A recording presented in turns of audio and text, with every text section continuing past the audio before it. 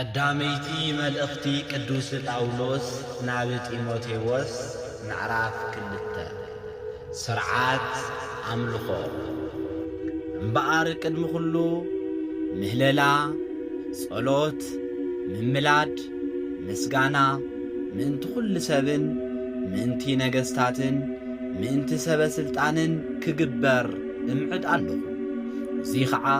መንፈሳውነትን ህዱእን ሰላማውን ዝኾነ ህይወት ምእንቲ ክነብር እዩ እዙይ ኣብ ቅድሚቲ መድሓኒና ዝኾነ እግዚአብሔር ሰናይን ዘሐጉስን እዩ ንሱ ኩሉ ሰብ ክድሕንን ናብ ፍልጠት ሓቂ ክመጽእን ይፈቱ እዩ እግዚአብሔር ሓደ እዩ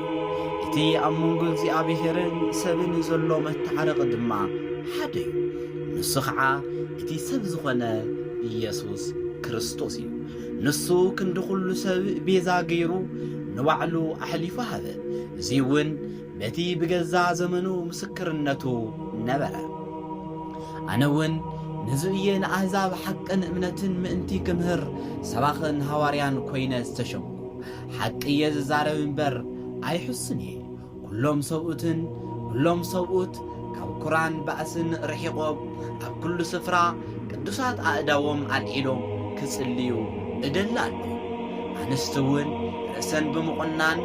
ወይ ብወርቂ ወይ ብዕንቂ ወይ ብኹር ዝዋግኡ ክዳውንቲ ብምግያጽ ዘይኮነስ ግቡእን ትሕትናን ዘርእን ክዳን ይከደና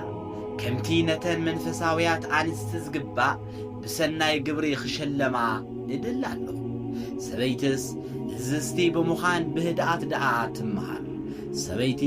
ክትምህር ወይ ኣብ ልዕሊ ሰብኣይ ስልጣን ክህልዋ ኣይፈቅድን እየ ንሳስ ስቕ ደኣ ትበል ቅድም ዝተፈጠረ ኣዳም እዩ ድሓር ከዓ ሔዋን እዮም ከምኡ ከዓ ሰበይቲ እያ ተታሊላ ትእዛዝ ዝጠሓሰት እምበር ኣዳም ኣይተታልለን ሰበይቲ ግና ብእምነትን ብፍቕርን ብቕድስናን ብትሕትናን ጸኒዓን ተነበረት ውልድ ብምውላድ ክትድሕን እያ ምስጋና